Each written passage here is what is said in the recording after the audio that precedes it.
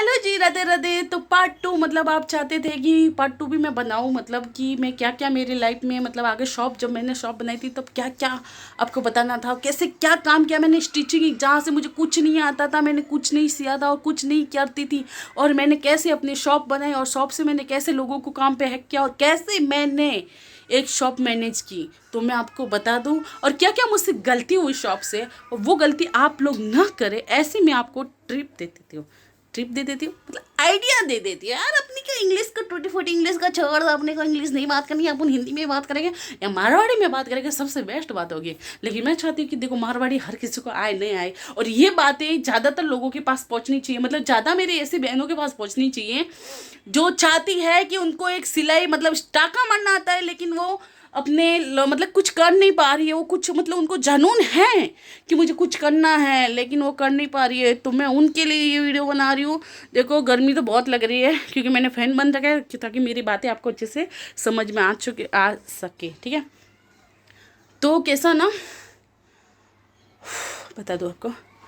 तो मैं टाके टाके लगाते लगाते फिर क्या हुआ, मतलब मैं सिर्फ टाके लगा के देती थी, तो मेरा 500 हज़ार का सिर्फ स्टिचिंग का आ जाता था, और दूसरा मेरे जो शॉप पे माल था वो, मतलब सेल होता था वो अलग से, ठीक है। मैं ये बात झूठ नहीं बोली। मेरी वीडियो अगर मेरे बॉम्बे, मतलब जितने मेरे कस्टमर थे, आज भी वो कस्टमर लोग मुझे याद करते कि तुम क्यों चली गई यहाँ से, क्योंकि तू यहाँ पे कैसे ना, किसी को बात करने से भी अच्छा लगता था। बहुत सारे मेरे कस्टमर तो इतने क्लोज हो गए थे ना, कि ऐसे अपनी घर की बातें तक मुझसे करते थे। सच्ची बता रही हूँ, अपने घर की बातें, उनके घर के मैटर क्या हो जाते थे, क्या मतलब कुछ कभी ऐसे कुछ हो जाते थे ना, वो भी इतने कनेक्ट हो गए थे, मतलब बोलते थे कि आपसे बात करना बहुत अच्छा लगता है। मतलब लेडीज़ लोग यार, मतलब इतनी कनेक्ट हो गई थी मुझसे, पढ़ी लिखी सब, मुझसे तो बहुत ज़्यादा पढ़ी पढ़ी लिखी लड़कियाँ थी, मतलब औरतें थी, सॉरी। वो सब जॉब वाले औरतें, वो सब मुझसे इतनी कनेक्ट हो कि मुझे बहुत खुशी हुई कि भाई मैंने लाइफ में, बोलते ना, पैसा कमाओ कि नहीं कमाओ, अपने मैंने इतना तो सीख और इतना तो जीत लिया, इतना मैंने कमा लिया कि मैं मतलब किसी को, लोगों को बातें समझ सकती थी, और लोगों की बातें को समझ पाए, कि लोग मुझे अपनी मन की बातें भी बता देते थे, कि कभी ऐसा किसी को बहुत दुख लगता था, वो भी ऐसे घर के जैसा हो गया था, ऐसे समझे, जबकि मेरी शॉप थी, ठीक है। तो लेडीज़ है ना, लेडीज़ लोग बातें करने लग जाए तो भाई क्या धंधा, क्या क्या कभी वो ध्यान ही नहीं रहता। ठीक है, कोई बात नहीं, अभी वो छोड़ो सब बातें, ठीक है।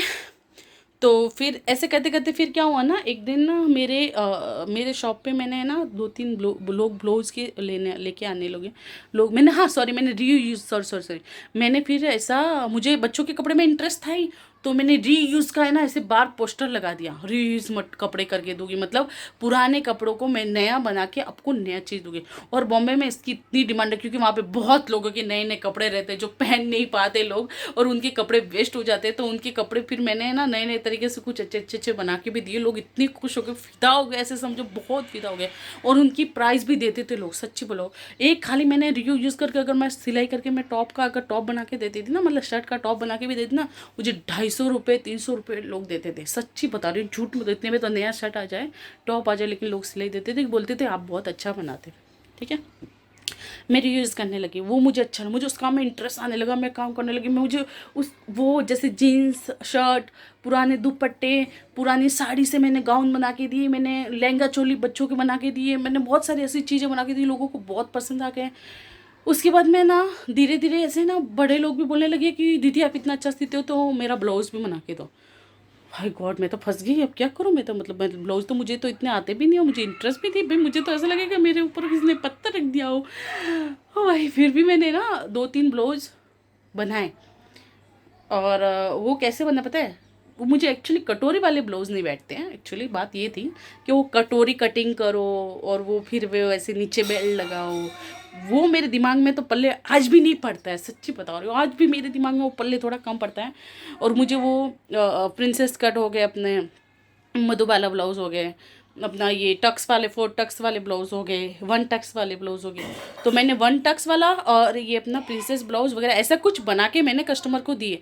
उनकी फिटिंग भी इतनी अच्छे से बैठ गई भाई, वो तो बोले भाई तू तो इतना अच्छा ब्लाउज बना तो क्यों नहीं करती है काम करके। मैंने बोला ठीक है भाई, अच्छे से बैठ रहे हो लोग, प्राइस भी अच्छी दे रहे हैं, तो क्यों ना करो। फिर मैंने किया, वो भी काम मैंने स्टार्ट किया, ब्लाउज़ बनाने लगी और धीरे धीरे ना मेरा शॉप का काम बढ़ गया, कस्टमर का काम बढ़ गया, मेरे बच्चों की स्टिचिंग बढ़ गई। फिर मैंने ना एक लड़की को मतलब मैंने सुनीता जी को नहीं सॉरी पहले कृति जी को मैंने रखा। कृति रही थी मेरे शॉप पे, वो मेरा अच्छे से मतलब कस्टमर को देखती थी, कोई काम आता था तो लेती थी वगैरह, सब संभालती थी, ठीक है।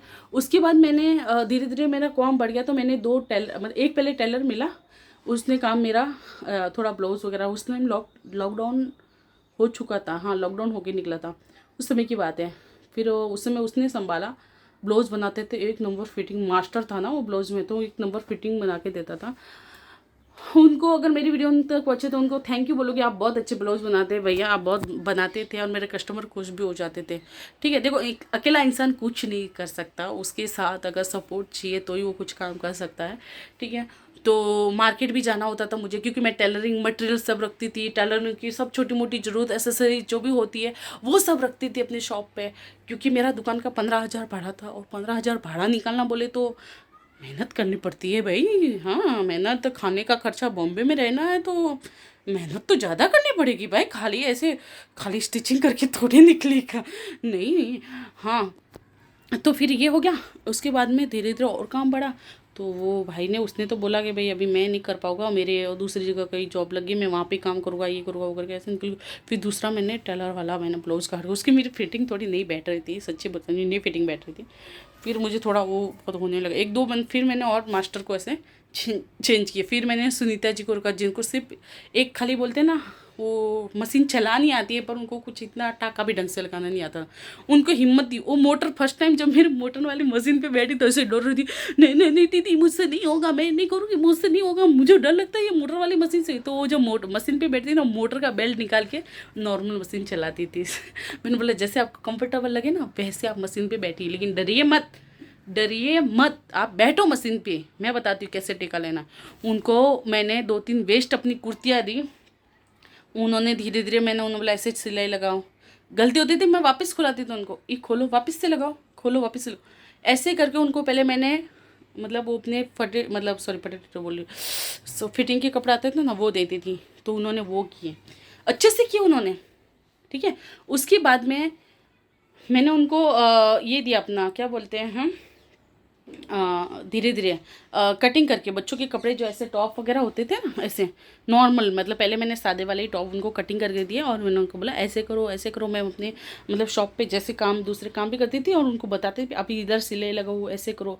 वो डरते डरते डरते करने लगे, और उन्होंने बच्चों को भी अच्छे से स्टिचिंग करने सीखे, बच्चों के लहंगे बनाने लगे, वो ब्लाउज बनाने लगे, मतलब जिसको टाका नहीं लगाने आता था ठीक से उस बच्चों के कपड़े बनाने लगे, उसका इतना मन खुल गया उसका। और लास्ट में जब मैं शॉप करने बंद किया ना, जब मैं बंद करके आ गई नहीं यहाँ पे, तो वो मेरे पैर पे गिरी, दीदी आप क्यों जा रहे हो, मैंने मुझे इतना काम अच्छे से सिखाया, इतना अच्छा किया, और आप क्यों जा रहे हो करके। तो आप तो मेरे लिए भगवान बन के आए वगैरह आ गया। मैं ज़्यादा अपनी तारीफ नहीं करना चाहती, बट ऐसा रियलिटी हुआ है, ऐसा हुआ है।